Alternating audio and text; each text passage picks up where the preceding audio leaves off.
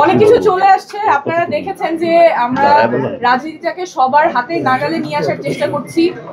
কয়েকটা পরিবার, কয়েকটা গোষ্ঠীর কাছে যাতে রাজনীতি না থাকে, সাধারণ জনগণের জন্য যাতে রাজনীতি উন্মুক্ত হয়, সেজন্য আমরা উন্মুক্ত মনোনয়ন আবেদন প্রক্রিয়া চালু করেছি।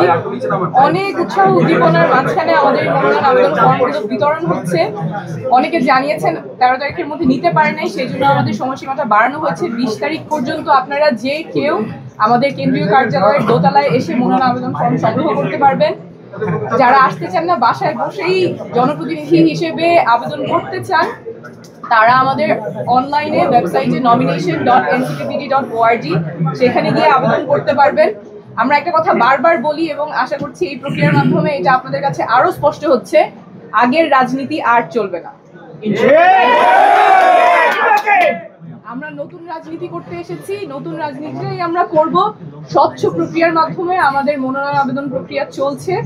যারা সৎ, যারা যোগ্য এবং যারা আসলেই সংসদে গিয়ে জনগণের কথা বলবেন, দলের হয়ে কথা বলবেন না, জনগণের হয়ে কথা বলবেন, সেই মানুষগুলোকে আমরা সংসদে পাঠাবো।